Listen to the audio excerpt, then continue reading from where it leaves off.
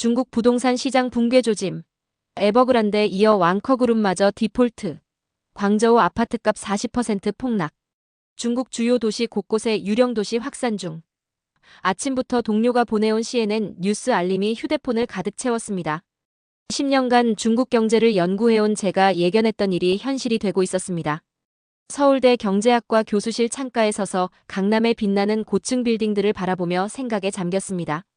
베이징대 리웨이 교수와 지난주 나눈 대화가 뇌리를 스쳤습니다. 김 교수, 중국은 지금까지의 성장 모델이 한계에 도달했습니다. 우리 지도부는 이걸 인정하지 않지만 현실은 냉혹합니다. 이게 단순한 경기 침체가 아닙니다. 체제의 위기입니다. 그의 목소리가 떨렸었죠. 중국의 위기는 세계 경제에 충격파를 줄 테지만 아이러니하게도 한반도에는 새로운 기회의 문이 열릴 수도 있습니다. 무엇보다 북한에 대한 중국의 영향력이 약해진다면. 핸드폰이 다시 울렸습니다. 교수님, CNN에 더 큰 뉴스가 떴어요. 시진핑이 대만에 대한 군사훈련 강화를 지시했대요. 이게 단순한 무력 과시가 아니라면 중국의 위기 그리고 한반도의 미래가 지금 바로 눈앞에서 새롭게 그려지기 시작하고 있었습니다. 안녕하세요. 서울대 경제학과 김민중 교수입니다. 15년간 중국 경제와 동아시아 관계를 연구해왔어요. 서울 스카이라인이 내려다 보이는 제 연구실에서 매일 바라보는 이 풍경은 IMF 위기를 극복하고 일어선 대한민국의 저력을 상징합니다. 오늘은 중국의 현재 위기와 그것이 한반도에 가져올 변화에 대해 말씀드릴게요. 중국은 지금 1978년 개혁 개방 이후 최대 위기를 맞고 있어요. 단순한 경기 침체가 아닌 경제 모델 자체가 한계에 도달했습니다. 과거 두 자릿수 성장률을 자랑하던 중국 경제는 이제 공식적으로도 5% 아래로 떨어졌고 실제로는 3% 미만이라는 분석도 나오고 있어요. 중국 정부의 통계를 그대로 믿긴 어렵습니다. 지난달 장수성과 저장성 방문해서 제 눈을 의심했어요. 한때 번화했던 수저우 신도시의 공사 중단된 초고층 건물들이 유령처럼 서 있었기 때문이죠. 버스에서 내려 직접 걸어본 유령 도시는 SF 영화의 한 장면 같았습니다. 교수님, 이곳은 2년 전만 해도 집값이 서울 강남보다 비쌌어요. 지금은 반값도 안 쳐주는데 살 사람이 없습니다. 현지 가이드의 말에 정말 충격을 받았어요. 그는 자신의 친구 3명이 이 지역에 투자했다가 모든 재산을 잃었다고 덧붙였습니다. 중국 GDP의 30%를 차지하는 부동산 시장이 무너지고 있어요. 에버그란데, 왕커그룹 같은 거대 기업들의 연쇄 파산으로 9천만 채 이상의 아파트가 미분양 상태입니다. 한국 전체 아파트 수가 약 1천만 채라는 점을 생각하면 그 규모가 얼마나 엄청난지 실감이 나요. 이 미분양 아파트들의 가치는 무려 13조 달러, 우리 돈으로 1만 7천조 원이 넘습니다. 한국의 연간 GDP보다 훨씬 큰 금액이에요. 베이징대 리웨이 교수와의 저녁 식사에서 들은 이야기는 더 충격적이었어요. 한국에서 유학했던 그는 한국어로 속삭였습니다. 공식 청년 실업률은 21%지만 실제로는 40%에 육박해요. 매년 1천만 명의 대졸자가 배출되는데 일자리는 절반도 없습니다. 우리 학생들은 탕핑이라 해서 경쟁을 포기하고 있어요. 중국판 M4 세대죠. 그 말을 들으며 IMF 시절 명동에서 구직자들이 줄지어 서 있던 우리의 모습이 떠올랐습니다. 당시 저도 취업준비생이었어요. 한국은 그 위기를 딛고 일어섰지만 중국의 앞날은 어떨까요? 상하이 난징루 쇼핑거리는 더 암울했어요. 명품 매장들은 열려 있었지만 손님은 거의 없었습니다. 코로나 이전에는 입장 제한이 있을 정도로 붐볐던 애플스토어도 한산했어요. 퓨단 대학 장교수의 설명이 가슴에 와닿았습니다. 사람들이 미래에 대한 불안감으로 지갑을 닫았어요. 중국 소비자들의 저축률이 역대 최고치를 기록하고 있습니다. 미래를 대비하는 거죠. 알리바바 캠퍼스 방문은 더욱 인상적이었어요. 중국 테크 산업의 상징이던 이곳은 활기를 잃어가고 있었습니다. 빅테크 규제 이후 중국의 혁신 생태계가 위축되고 있어요. 10년차 알리바바 직원은 저녁 자리에서 조용히 말했습니다. 정부가 민간 기업을 옥죄고 있어요. 혁신보다 정치적 검열을 먼저 생각해야 합니다. 마윈의 그림자는 사라졌고 우리 모두 조심스러워졌어요. 한국 IT 기업들이 부럽습니다. 그 순간 한국의 강점이 무엇인지 다시 깨달았어요. 우리는 개방된 사회에서 혁신을 두려워하지 않습니다. 삼성, 현대, LG, SK 같은 기업들이 세계 시장에서 성공한 것은 이런 도전 정신 덕분이에요. 그리고 우리는 위기를 기회로 바꾸는 지혜도 있습니다. 중국의 위기는 경기 순환이 아닌 체제의 한계를 보여줍니다. 그리고 이제 시진핑은 가장 위험한 카드를 꺼내들지도 몰라요. 대만을 향한 군사적 압박이 그것입니다. 지난주 대만 해협에서의 군사훈련 강화는 단순한 무력 시위가 아닐 수 있어요. 국내 문제를 외부로 돌리려는 전략일 수 있죠. 중국이 어떤 선택을 하든 한반도는 새로운 변화의 물결 앞에 서 있습니다. 위기는 위협이지만 동시에 기회이기도 해요. 우리는 이미 IMF라는 거대한 파도를 넘었고 이번에도 지혜롭게 대응할 수 있을 거예요. 중국의 경제 위기는 이제 정치적 위기로 번지고 있어요. 저는 올해 초 베이징을 방문했을 때 확연히 달라진 분위기를 느꼈습니다. 공안 경찰들의 수가 눈에 띄게 늘었고 지하철 역사마다 검문이 강화됐어요. 천안문 광장 주변은 마치 요새처럼 변해 있었습니다. 우리는 지금 보이지 않는 압박 속에 살고 있어요. 베이징 소재 싱크탱크에서 일하는 한 연구원이 조용히 말했습니다. 그는 카페 테이블 아래에서 메모를 건네며 휴대폰을 멀리 두었어요. 시진핑 주석은 작년부터 내부 반대 세력 숙청에 나섰습니다. 리커창 전 총리 계열로 알려진 인사들이 대거 자리에서 물러나고 있어요. 중국에서는 2012년 시진핑이 권력을 잡은 이후 장점인의 상하이방과 후진타오에 공청단파가 점차 약화되었습니다. 그리고 이제 자신만의 시진핑 계열로 권력을 완전히 장악하고 있어요. 다른 목소리는 설 자리가 없습니다. 하지만 경제가 무너지면 정치도 흔들립니다.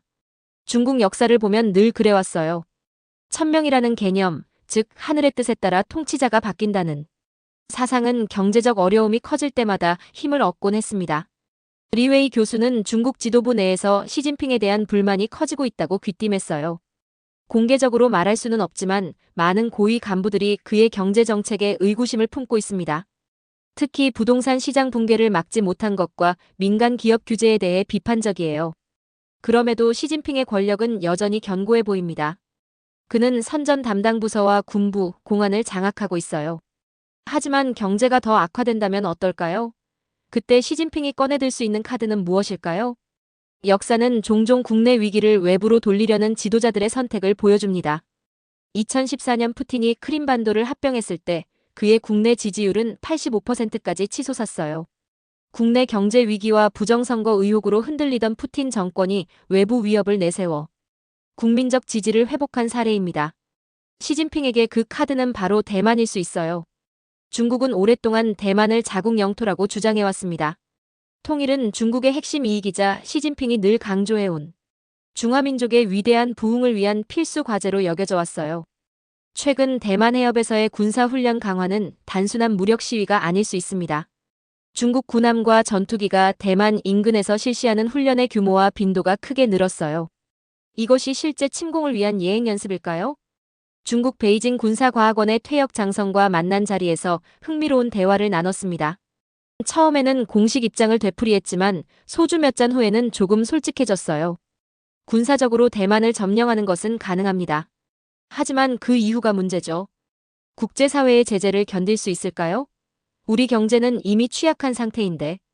그의 말은 중국 내부에서도 대만 침공에 대한 의견이 갈리고 있음을 보여줍니다. 시진핑은 2027년 이전에 대만 통일을 이루겠다는 목표를 세웠다고 알려져 있어요. 그 시한이 다가오는 지금 압박은 더욱 커지고 있습니다. 이런 상황에서 우리가 주목해야 할 또 다른 측면은 중국 내 소수민족 문제예요. 신장 위구르, 티베트, 내몽골 등 중국 내 소수민족 지역에서는 오랫동안 독립이나 자치를 요구하는 움직임이 있었습니다. 중국 정부의 강력한 통제로 표면상으로는 잠잠해 보이지만 불만은 여전히 깊습니다. 지난해 저는 특별 허가를 받아 티베트를 방문할 기회가 있었어요. 라사의 포탈라궁을 둘러보며 현지 가이드와 나눈 대화가 인상적이었습니다. 그는 공식 입장만 이야기했지만 그의 눈빛에서 말하지 못하는 진실을 읽을 수 있었어요. 중국의 압박이 약해진다면 이런 지역에서 독립 움직임이 다시 불타오를 가능성이 있습니다. 중국이 외부 전쟁에 집중하는 사이 내부에서 균열이 생길 수도 있어요. 한국 기업들은 이미 이런 변화를 감지하고 있습니다. 지난달 저는 중국의 대규모 공장을 운영하던 한 대기업 임원과 점심을 했어요. 그는 최근 베트남으로 생산 기지를 이전하는 작업을 진행 중이었습니다. 중국 리스크가 너무 커졌어요. 노동 비용은 이미 한국의 80% 수준으로 올랐고 정치적 불확실성은 더 큰 부담입니다. 중국 당국이 언제 어떤 규제를 들이밀지 예측할 수 없어요. 그는 베트남 하노이 인근에 새 공장을 짓고 있었습니다. 한국 기업들이 지금 베트남으로 물밀듯이 들어가고 있어요. 과거 중국으로 갔던 것보다 더 큰 규모로요. 이런 움직임은 단순한 비용 문제가 아니라 지정학적 리스크를 고려한 전략적 선택입니다. 한국 기업들은 중국 의존도를 낮추며 새로운 기회를 찾고 있어요.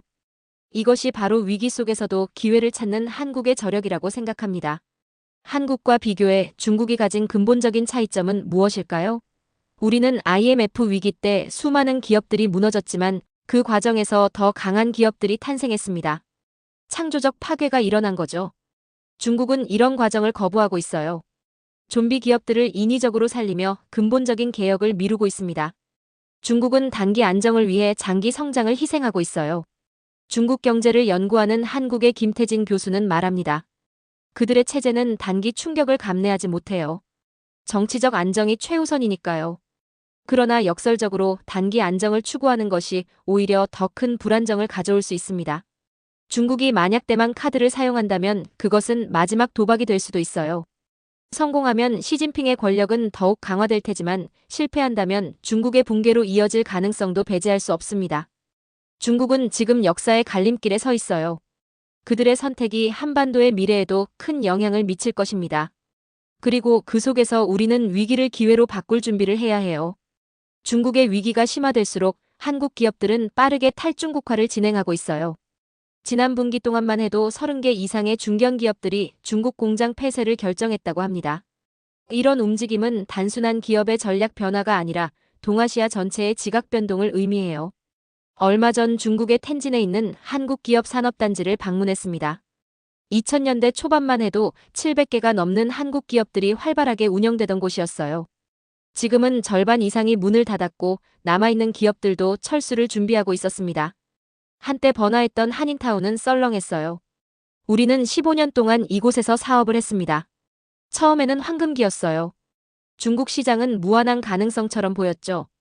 한국인 상공회 회장은 쓸쓸하게 말했습니다. 하지만 지금은 달라요. 중국 당국의 간섭은 늘어가고 사업 환경은 악화되고 있어요. 한국으로 돌아가거나 베트남, 인도네시아로 이전하는 기업들이 많아지고 있습니다. 이런 상황은 단지 한국 기업만의 문제가 아닙니다. 일본, 미국, 유럽 기업들도 비슷한 움직임을 보이고 있어요. 애플은 이미 중국에서 인도로 생산 기지를 옮기기 시작했고 많은 글로벌 기업들이 차이나 플러스 원 전략을 추진하고 있습니다. 중국에만 의존하지 않고 대안을 마련하는 거죠. 이것은 중국의 큰 타격입니다. 중국 경제의 성장 엔진이었던 제조업이 흔들리고 있으니까요. 저는 최근 중국 동북부 랴오닝성의 산업단지들을 방문하며 그 심각성을 직접 목격했어요. 한때 세계의 공장이라 불리던 도시들이 활기를 잃어가고 있었습니다. 심양의 한 공장 관리자는 우리 지역 실업률은 공식 통계의 2배는 됩니다. 많은 젊은이들이 일자리를 찾아 대도시로 떠나고 있어요라고 말했습니다. 그의 표정에서 우려가 느껴졌어요. 중국 정부는 이런 상황을 타개하기 위해 쌍순환 전략을 내세우고 있습니다. 내수 시장을 활성화하고 기술 자립도를 높이겠다는 거죠. 하지만 이미 침체된 내수 시장을 살리는 것은 쉽지 않아 보여요. 중국 소비자들의 신뢰가 무너졌기 때문입니다. 이 상황에서 시진핑의 선택지는 제한적입니다. 그가 경제 문제를 해결하지 못한다면 내부적 압력은 더욱 커질 거예요. 그리고 역사적으로 볼 때 중국과 같은 권위주의 체제에서는 내부 문제를 해결하기 위해 외부적 위협이나 적을 만들어내는 전략을 자주 사용해왔습니다. 여기서 우리가 주목해야 할 점은 중국 사회의 불만이 점점 더 표면화되고 있다는 사실이에요. 2022년 백지 시위로 알려진 코로나 봉쇄 반대 시위는 중국 전역으로 확산되었고 정부는 이를 힘겹게 진압했습니다. 하지만 그 불씨는 완전히 꺼지지 않았어요. 최근 소셜미디어에서는 탕핑 누워서 항복한다과 바이란 썩어가게 내버려둔다이라는 표현이 유행하고 있습니다. 젊은이들이 과도한 경쟁에서 벗어나 현실을 받아들이자는 의미인데 사실상 체제에 대한 조용한 저항이라고 볼 수 있어요. 베이징 대학 출신의 한 청년 기업가와 나눈 대화가 생생합니다. 그는 한국에서 유학한 경험이 있어 솔직하게 이야기했어요. 우리 세대는 꿈이 없어요. 부모님 세대는 가난에서 벗어나 부자가 되는 꿈을 꿨지만 우리는 그런 기회가 없다고 느낍니다. 집값은 감당할 수 없이 비싸고 좋은 일자리는 찾기 어려워요. 한국의 M4 세대와 비슷하지만 우리에겐 민주주의조차 없습니다.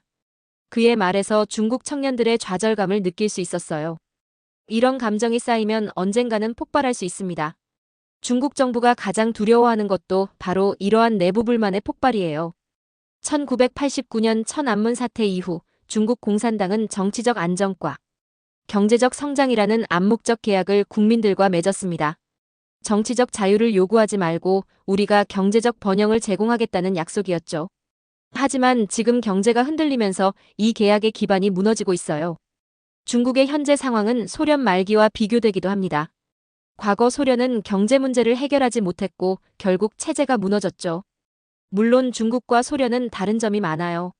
중국은 훨씬 더 통합된 민족 국가이며 경제적으로도 더 발전했습니다. 하지만 유사점도 있어요. 중국 최고 지도부는 소련의 붕괴를 깊이 연구했습니다. 베이징의 한 정치 평론가는 말했어요.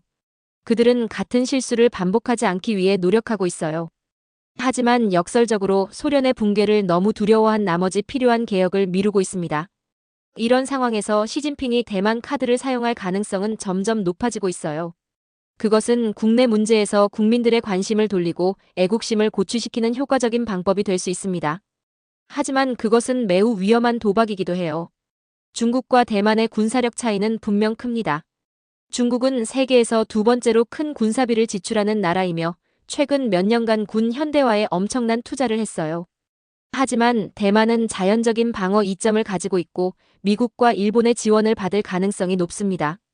베이징의 군사 전문가는 섬을 점령하는 것은 세계에서 가장 어려운 군사작전 중 하나라고 말했어요. 우리는 D-데이보다 몇 배 더 복잡한 상륙 작전을 수행해야 합니다. 그리고 미국이 개입한다면 우리의 승산은 더욱 불확실해집니다. 중국의 위기는 한반도에 새로운 기회의 창을 열고 있어요. 먼저 경제적 측면을 살펴봅시다. 기업들의 탈중국화로 인해 한국 기업들에게 제조업 리쇼어링과 새로운 공급망 구축의 기회가 생기고 있습니다. 특히 반도체, 배터리, 바이오 등 첨단 산업 분야에서 한국의 경쟁력이 더욱 빛을 발할 수 있어요. 지난주 삼성전자의 한 임원과 나눈 대화가 인상적이었습니다. 중국 시장의 불확실성이 커지면서 오히려 우리의 전략은 더 명확해졌어요. 핵심 기술 개발에 집중하고 생산 기지는 다변화하는 겁니다. 평택 반도체 공장을 확장하고 동시에 베트남과 인도에 대규모 투자를 진행 중이에요. 한국은 이미 글로벌 공급망 재편에서 중요한 역할을 하고 있습니다. 세계 최고 수준의 반도체와 배터리 기술을 보유한 우리나라는 미국과 중국 사이에서 전략적 위치를 차지하고 있어요. 이는 단순한 경제적 이점을 넘어 지정학적 영향력으로 이어질 수 있습니다. 최근 미국 상무부 장관이 서울을 방문했을 때 그는 한국은 미래 기술의 핵심 파트너라고 강조했어요. 이는 한국의 위상이 얼마나 높아졌는지 보여주는 단적인 예입니다. 과거 한국은 강대국 사이의 새우로 여겨졌지만 이제는 기술 강국으로서 독자적인 목소리를 내고 있어요. 지정학적으로는 더 큰 변화가 기다리고 있습니다. 중국의 약화는 동북아 질서의 재편을 의미해요.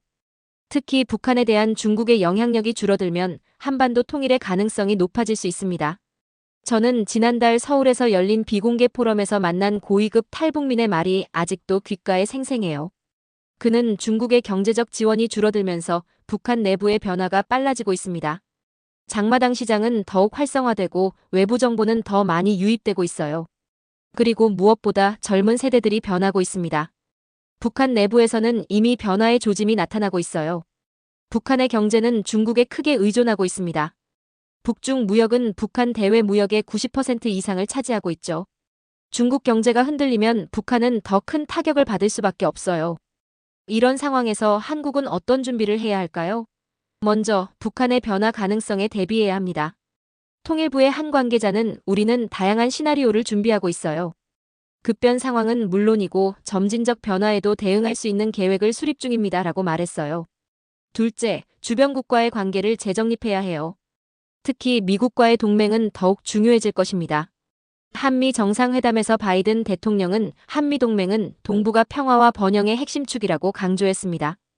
동시에 일본과의 관계 개선도 필수적이에요. 셋째, 우리의 소프트 파워를 더욱 강화해야 합니다. K-팝, K-드라마로 대표되는 한류는 이미 세계적인 현상이 되었어요. 이런 문화적 영향력은 국제 무대에서 한국의 입지를 높이는 데 큰 역할을 하고 있습니다. 한국의 소프트 파워는 놀라운 자산이에요. 하버드 대학의 문화외교 전문가는 말했습니다. 한국은 기술 강국이면서 동시에 문화 강국입니다.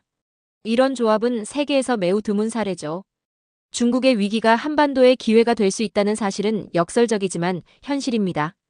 물론 중국의 붕괴는 단기적으로 우리에게도 경제적 충격을 줄 수 있어요. 중국은 여전히 우리의 최대 교역국이니까요. 하지만 장기적으로는 새로운 기회의 문이 열릴 것입니다. 한국은 위기에 강한 나라입니다. IMF 외환위기, 글로벌 금융위기, 코로나19 팬데믹까지 우리는 매번 위기를 기회로 바꿔왔어요. 지금의 도전도 다르지 않습니다. 위기는 곧 기회다. 삼성전자를 세계적 기업으로 키운 이건희 회장의 말이 떠오릅니다. 한국 기업은 이미 위기 대응에 나서고 있어요. 공급망 다변화와 핵심 기술 강화를 통해 미래를 준비하고 있습니다. 중국의 미래가 어떻게 전개되든 한반도는 새로운 길을 모색할 것입니다. 그리고 그 과정에서 우리의 지혜와 용기가 시험받게 될 거예요. 하지만 한 가지 확실한 것은 역사의 흐름은 언제나 준비된 자에게 기회를 준다는 사실입니다. 지금까지 중국의 위기와 한반도의 기회에 대해 말씀드렸는데요. 이제 우리가 어떤 미래를 그려야 할지 생각해 봅시다. 중국의 붕괴나 분열을 바라는 것은 현명한 태도가 아니에요. 1,400만 인구를 가진 이웃 국가의 혼란은 한반도에도 직접적인 영향을 미칠 테니까요. 우리에게 필요한 건 중국의 몰락이 아니라 함께 공존하며 더 나은 미래를 만들어가는 지혜입니다. 제가 베이징 대학에서 강연했을 때 만난 중국 학생들의 눈빛이 아직도 생생해요. 그들도 우리와 같은 꿈과 열정을 가진 청년들이었습니다. 다만 그들은 다른 체제에서 자랐을 뿐이죠. 한국과 중국은 오랜 이웃이었고 앞으로도 그럴 거예요. 우리가 서로를 이해하는 것이 중요합니다. 한 학생의 말이 마음에 깊이 남았습니다. 중국이 직면한 위기는 그들에게 변화의 기회가 될 수도 있어요. 우리가 IMF를 통해 더 강해졌듯 중국도 이번 위기를 통해 더 건강한 사회로 발전할 수 있을 겁니다. 물론 그 과정은 쉽지 않겠지만요. 한반도 통일의 가능성도 높아지고 있어요. 중국의 영향력 약화는 북한의 변화를 가속화할 테니까요. 하지만 통일은 결코 쉬운 과정이 아닙니다. 독일의 사례에서 보듯 통일 후의 통합 과정이 더 어려울 수 있어요. 우리는 지금부터 차근차근 준비해야 합니다. 우리는 통일을 꿈꾸지만 그 과정에서 너무 많은 희생이 따르지 않기를 바랍니다. 30년 전 탈북한 한 할머니의 말씀이 기억납니다. 그녀는 고향 방문이 꿈이라고 하셨죠. 그 꿈이 현실이 되는 날이 오길 바랍니다.